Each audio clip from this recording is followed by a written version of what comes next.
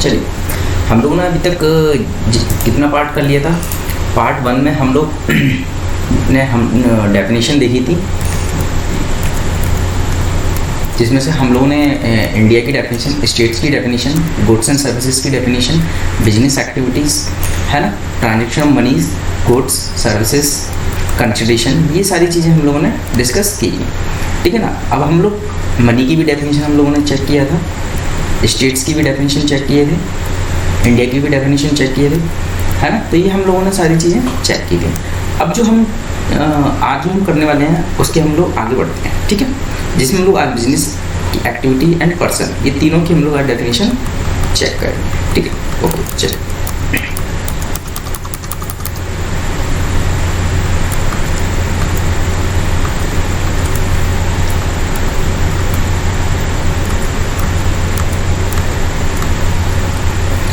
देखिए, normal level language में हमें बिजनेस के बारे में आइडिया है कि हम बिजनेस के बारे में क्या होता है। देखिए, बिजनेस की डेफिनेशन क्या है, इंक्लूसिव डेफिनेशन है, यानी बिजनेस के अंदर उन्होंने सब कुछ चीज़ें इंक्लूड कर ली हैं, जैसे कि any trade, commerce, manufacture, profession etcetera, even there is no monetary benefit, यानी there is no monetary benefit. जरूरी नहीं है कि आपके पास उस चीज़ से मॉनेटरी बेनिफिट यानी कुछ पैसा है, ये पहला।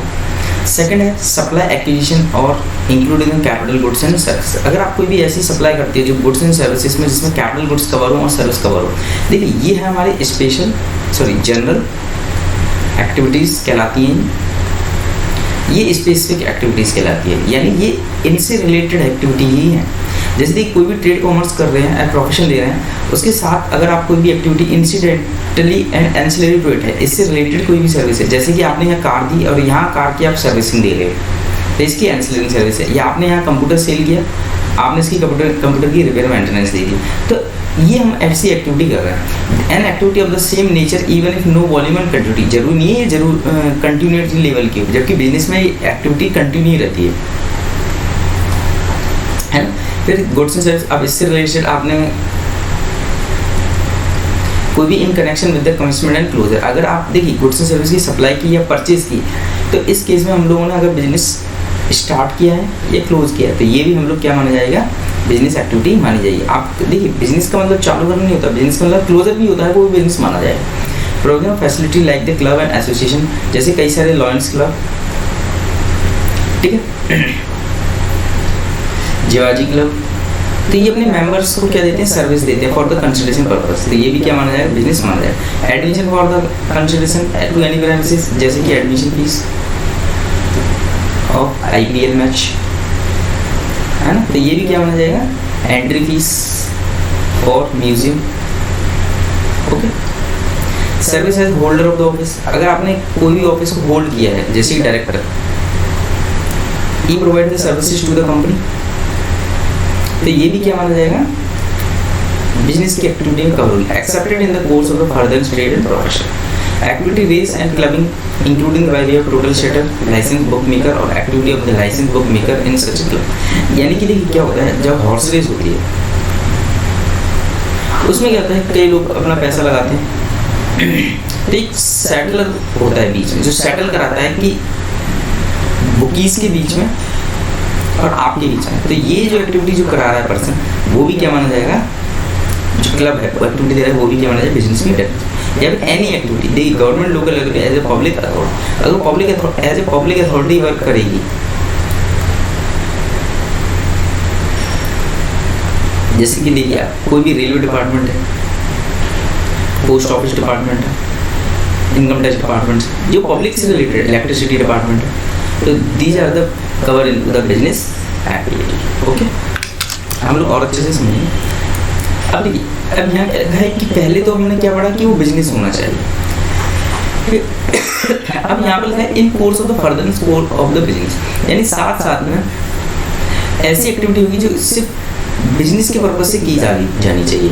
ये सारी एक्टिविटी हो रही है, लेकिन इसमें क्या होना चाहिए, बिजनेस इंक्लूडेड होना चाहिए। If any supply not in the course of the furtherance of the business even though consideration then it shall not be treated as a supply. यानी देखिए, हमने कंडीशन देखी 1+5 की, पहले तो हमने सप्लाई देखा, सप्लाई में हम लोग यही चेक कर रहे हैं कि ये सारी पूरी कंडीशन हमारी 5 कंडीशन होनी चाहिए, जैसे गुड्स एंड सर्विस होनी चाहिए। अगर गुड्स एंड सर्विस है तब हम आगे बढ़ जाएंगे, आगे बढ़ने का मतलब कंसिडरेशन मिलना चाहिए, तो हम आगे बढ़ गए। कंसिडरेशन के बाद अब देखेंगे बिजनेस एक्टिविटी है या नहीं। अगर वो business activity course of furtherance of the business है तो हम उसको किस में कवर कर लेंगे, 1+5 की कंडीशन में कवर कर लेंगे। जैसे कि एग्जांपल, हमने स्क्रैप बेचा घर पर, सोल्ड एट होम, तो देखिए गुड्स एंड सर्विस की डेफिनेशन में कवर है हमारे न्यूज़पेपर गोल्ड, पैसा भी आ रहा है हमारे पास, गुड, यानी कंसिडरेशन हो गया। लेकिन क्या वो हमारी business activity? No, it is not part of the supply. Okay, example समझ में आया? तो it means furtherance course of business वो होना जरूरी है। नेक्स्ट, अब देखिए सप्लाई बिजनेस में क्या क्या ट्रांजेक्शन लोग कर सकते हैं, जैसे कि सबसे पहले sale, furniture house sold mister to business, transfer. देखिए ट्रांसफर में क्या होगा, एक बिजनेस जैसे कि बिग बाजार है, बिग बाजार की कई सारी ब्रांचेस हैं। अगर सपोज ये है आगरा और ये मथुरा और ये है ग्वालियर, सपोज ग्वालियर का मटेरियल बिग बाजार में फिनिश हो गया, तो आगरा से वो यहाँ सप्लाई करेंगे, that is the transfer, one branch to another branch, या फिर हेड ऑफिस टू ब्रांच, ऐसे भी बोल सकते हैं। Barter means any trade person motorcycle with the second hand car without cash exchange between the two parties. देखिए barter में और एक्सचेंज में डिफरेंस है। बार्टर में गुड्स के बदले गुड्स ट्रांसफर होगा, एक्सचेंज में गुड्स के बदले goods plus payment. Okay, check a new phone supplied 20,000 along with the exchange of old phone and he priced the new phone without exchange 24,000, open market value 24,000, यानी इसको 4,000 रुपये और extra देने पड़ जाएंगे। डिस्पोजल देखिए sale of machine completed life the scrap value, यानी कि देखिए जैसे एक मान लीजिए बिजनेस है, वहाँ पर अपनी ओल्ड कार है, अगर कंपनी बिजनेस से सेल आउट करेगी तो वो भी इसका क्या माना जाएगा, डिस्पोजल में माना जाएगा। अभी हम ये नहीं चेक कर रहे हैं, देखिए हम ये सप्लाई में ये चेक कर रहे हैं कि इस बिजनेस के अंदर क्या क्या है, हमने अभी ये नहीं चेक किया कि इन पर जीएसटी लायबल होगी या नहीं होगी। ओके, एग्जांपल जैसे लाइसेंस देना, लाइसेंस देना भी क्या माना जाएगा, बिजनेस एक्टिविटी माना जाएगा, इनको भी सप्लाई की डेफिनेशन में कवर किया है। जैसे कि गवर्नमेंट लाइसेंस प्रोवाइड कराती है किसके लिए, लिखा के लिए, अभी ये सिर्फ एग्जाम्पल के लिए समझ लीजिए। या फिर हॉस्पिटल बनाने के लिए उन्होंने बोला कि लाइसेंस लेना कंपलसरी है, एक कोई कॉन्ट्रैक्टर उन्होंने बोला कि आपको लाइसेंस लेने के लिए, तो दी जाती है लाइसेंस। जैसे आप मान के चलिए जैसे कि ड्राइविंग लाइसेंस, लाइसेंस ही तो दे रहे हैं लोग, है। तो सॉफ्टवेयर डेवलपर आईटी देखिए, सॉफ्टवेयर डेवलपर देखिए यहाँ पर ही लाइसेंस दे रहे हैं। जैसे हम टैली परचेज करते हैं तो वो एक क्या देते हैं, लाइसेंस देते हैं हमें, एक उसका की देते हैं, तो these are the also the liable to GST. Sorry अभी मत बोलिए इसकी लायबल टू जीएसटी है या नहीं, ठीक है, ये अभी पार्ट है सप्लाई। रेंटल एक्टिविटी हम लोग जानते हैं, एक लार्ज स्पेस होता है, हम जैसे मॉल के अंदर क्या होता है, कई सारी शॉप्स होती हैं, उनको किराए से दी जाती है। लीज पर हम जानते हैं एक पर्टिकुलर टाइम लिमिट ज़्यादा होती है इसमें, है ना, जैसे कि 10 ईयर, 12 ईयर, 15, इसमें कोई ज़्यादा इशू नहीं है, ठीक है। ओके, तो यही सारे एग्जाम्पल मैंने दोबारा से लिख दिए हैं, ठीक है। जैसे देखिए एग्जाम्पल सेल, ये फर्नीचर हाउस में ये सेल कर रहे हैं, एक्सचेंज ये एक्सचेंज हो रहे हैं गुड्स, ठीक है। जेसीबी देखिए हायर परचेज पर इनको दे रहा है, तो ये लीज रेंट पर दे रहे हैं, ठीक है। ये मशीन इनको जेसीबी, ठीक है। बार्टर में देखिए ये कार ये इनको दी जा रही है, मोटरसाइकिल बदल, ठीक है। अब देखिए as an activity course of the furtherance, ऐसी कौन कौन सी एक्टिविटी है जो हमारी फर्दरेंस बिजनेस में भी मानी जाएगी। जैसे हम लोगों ने पहले देखा था एंसिलरी बिजनेस, तो ये एंसिलरी बिजनेस दे रहा है, ये देखिए कंप्यूटर सेल किया होगा, जैसे मोटर व्हीकल है इनको ये रिपेयर मेंटेनेंस की सर्विस दे रहे हैं, ये लॉजिस्टिक की भी सर्विस देते हैं, है ना। यहाँ पर ये रिपेयर मेंटेनेंस की सर्विस दे रहे हैं, ओके।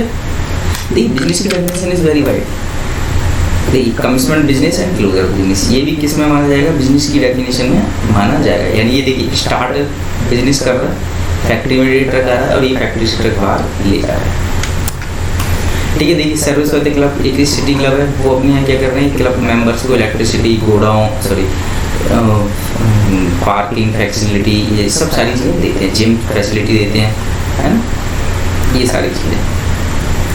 बैगर देखिए ये आ गया, ये बुकी है, ये इन पर रेस लगा रहे हैं, मतलब ये बुकी काम कर रहे हैं, ठीक है, बैट लगा रहे हैं मतलब। अब कौन सी एक्टिविटी है जो बिजनेस के फर्दर बिजनेस में नहीं मानी? सिंपल है, जैसे कि देखिए यहाँ पर एक individual by car personal and after year he sold the car dealer, यानी कि देखिए वो पर्सनल है, not a business purpose, business purpose. Okay, तो ये देखिए यहाँ पर देखिए लेडी ये अपने गोल्ड ज्वेलरी बेच रही है। नहीं तो क्या होता है, देखिए ज्वेलरी किस में कवर होती है? गुड्स में। सेल किस में कवर होती है? सप्लाई में। ठीक, इनको ये पैसे भी देंगी तो कंसिडरेशन में, बट बिजनेस पर्पज नहीं है, इसलिए इस पर क्या होगा, जीएसटी की कंडीशन नहीं बन रही है। ठीक, जैसे कि देखिए sale old car personal use पर है, तो यहाँ भी देखिए सेम ओल्ड कार क्या है, गुड्स की डेफिनेशन में आएगी। ठीक, कंसिडरेशन भी मिल रहा है, ठीक है, सेल भी है तो सप्लाई की डेफिनेशन में भी कवर है, लेकिन यहाँ पर क्या बिजनेस एक्टिविटी नहीं होगी। ओके, जैसे ये टेम्पल ये प्रसाद दिया जा रहा है, जैसे साईं टेम्पल आप गए होंगे तो वहाँ पर क्या होता है, प्रसाद मिलता है, तो पैसे भी लेते हैं वो 10 रुपये, गुड्स भी है, ठीक है ना, एंसिलरी बिजनेस भी है, सॉरी सर्विस है, लेकिन वो क्या है, बिजनेस पर्पज नहीं है, इसलिए there is no chances of fulfil the parameter of GST. Okay, यहाँ तक समझ में आ गया? तो बिजनेस की डेफिनेशन इज वेरी इंपॉर्टेंट। अब आती है पर्सन। देखिए कोई भी एक्टिविटी करेगा कोई तो पर्सन करेगा ना, तो यहाँ पर पर्सन की डेफिनेशन क्या है ये लोग हम लोग यहाँ चेक करेंगे। जैसे देखिए एन इंडिविजुअल जो सोल प्रोप्राइटरशिप होता है, ठीक है, सोल प्रोप्राइटरशिप का मतलब क्या होता है, जिसने रजिस्ट्रेशन करा लिया हो, नहीं तो वो अपने ओन नेम से काम कर रहे हैं। इंडिविजुअल कंपनी LLP है ना, any establishment act provisional defined the clause this one and complete, ठीक है, ऐसा कोई भी कॉर्पोरेशन जैसे कि LIC वगैरह होती है, any cooperative society, Maharashtra cooperative society है, जैसे कि सेंट्रल गवर्नमेंट खुद उसमें कवर है, ट्रस्ट कवर है ना, जैसे कि साउथ में देवस्थानम जो ट्रस्ट है तो वो भी क्या माना जाए, पर्सन माना जाएगा। HUF फॉर्म EOP, ठीक है, any corporate body local authority, जैसे अपने यहाँ मान लीजिए कोई भी एक यूनिवर्सिटी, जिवाजी यूनिवर्सिटी। ओके, फिर है सोसाइटी, जानती है, एन आर्टिफिशियल पर्सन,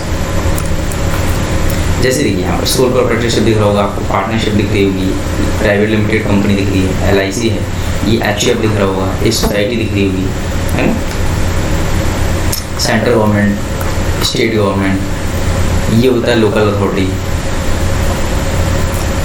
ओके, फिर जुडिशियल, जैसे कि कोई भी जुडिशियल मेंबर्स जो होते हैं, ट्रिब्यूनल जो होती हैं, ये क्या होते हैं, हमारे आर्टिफिशियल पर्सन। यहाँ तक आपको समझ में आया? अब देखिए ये जो हमने पर्सन पढ़े हैं, तो ये पर्सन क्या करेंगे, ये पर्सन की आइडेंटिफिकेशन क्या होगा। तो देखिए आइडेंटिफिकेशन क्या है, मैंने आपको स्टार्टिंग से ही बता रहा हूँ कि बिजनेस हम लोग सप्लायर और जो रजिस्टर उनके पॉइंट ऑफ व्यू से पढ़ते हैं, तो हम लोग यहाँ पर सप्लायर पढ़ते हैं। तो सप्लायर का मीन क्या है, supplier means in relation to the goods or both shall be mean person supply the said goods and services both and shall include the agent acting the one behalf of the supplier in relation to the goods and supply both। यानी एक person है दूसरे person को कोई भी goods and service provide कर रहा है, तो जो दे रहा है वो सप्लायर होगा बस। इट मे भी एजेंट भी हो सकता है। तो देखिए ये क्या है, ये सप्लायर देखिए सर्विस दे रहा है, ये दे रही है ना, आफ्टर सेल सर्विस देना, ठीक है जी, आप ये देना और ये देखिए ये मेन सप्लायर को सर्विस दे रहा है कस्टमर, ठीक।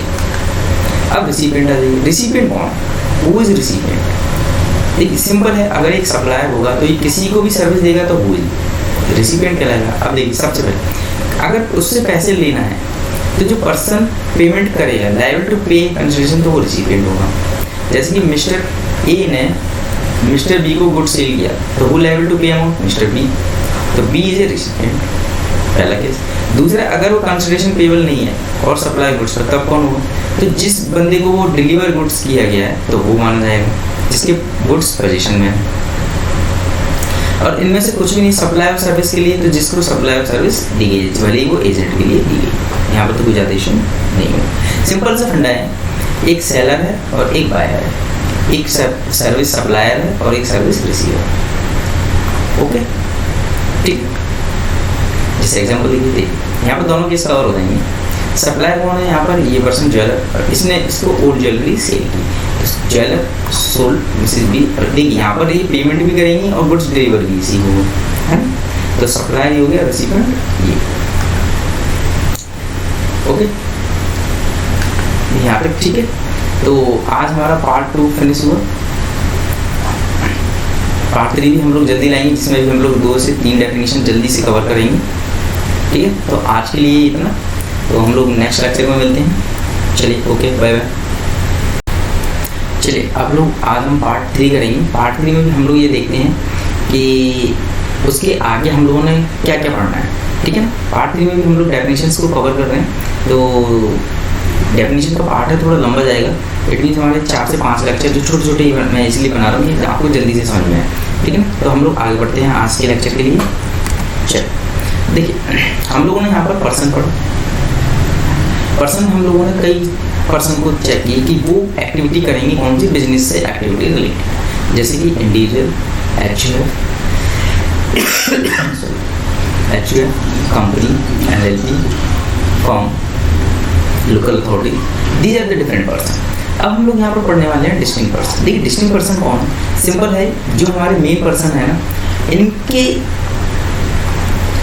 अनदर प्लेस पर, इट मीन या तो सेम स्टेट या इन डिफरेंट स्टेट, पर वो कहीं और भी वर्क कर रहे हैं, तो वो भी उनको क्या माना जाएगा, डिस्टिंक्ट पर्सन माना जाएगा। डिस्टिंक्ट का मतलब होता है डिफरेंट। आप ये मान के चलिए उनको एक ही नहीं माना जाएगा, यानी ये दोनों अलग अलग माने जाएंगे। ठीक है, अभी हम लोग और चीज समझेंगे, जैसे रीड करते हैं हम लोग पहले। A person who is obtained required obtain more than one registration, whether in the one state or unit state, more than one state or unit territory, shall in respect of this each such registration shall be treated as a distinct person of the act। जैसे कि देखिए ये महाराष्ट्र में ये मान लीजिए रिलायंस है। रिलायंस की देखिए एक डिपो पूरी वही महाराष्ट्र में है, ठीक है, ये भी महाराष्ट्र में है, लेकिन वेयर हाउस मान लीजिए ये एमपी में है, सॉरी एमपी में, ठीक है, और ये मान लीजिए आपके कर्नाटक में। तो देखिए इस कंपनी को एक तो अपने स्टेट में अगर वो रजिस्ट्रेशन कराती है, इफ अगर रजिस्टर्ड है वो, तो ये दोनों डिफरेंट पर्सन माने जाएंगे, एक ही नहीं माने जाएंगे। यानी ये अलग कंपनी हो गई, ये अलग कंपनी, ऐसे ही सेम ये अलग हो गई, ये हो गई, भले even though it is there are the branch of same person, तो इनको हमेशा अलग अलग ही माना जाएगा। अगर उनका लेकिन रजिस्ट्रेशन है तब, if they are registered,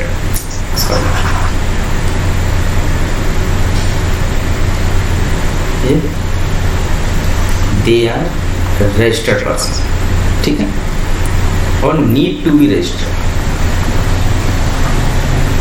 okay,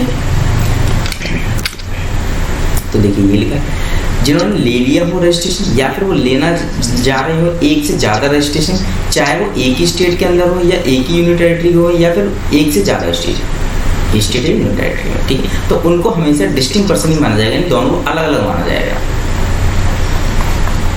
तो एक ही पर्सन नहीं माना। ऐसे ही यानी कि इनको बोलते हैं एस्टैब्लिशमेंट, वेयर अ पर्सन कौन, वही सारे लोग हु ऑब्टेन या required to obtain resident state unitary in respect of an establishment as establishment another state's unitary, then such establishment treated as establishment of the distinct person।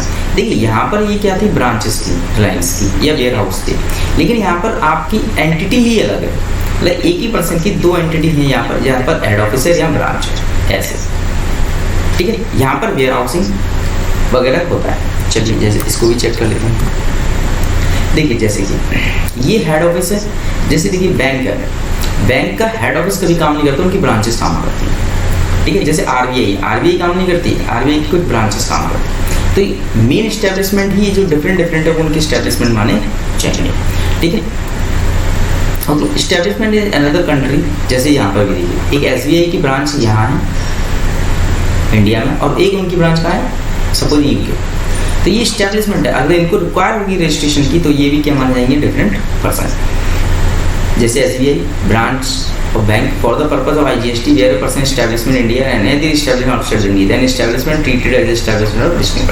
यानी एक ही person की दो branch अलग अलग हैं, लेकिन वो दोनों की वर्किंग अलग अलग हो रही है, तो हम लोग क्या माना जाएगा, ये एस्टैब्लिशमेंट माना जाएगा। ओके,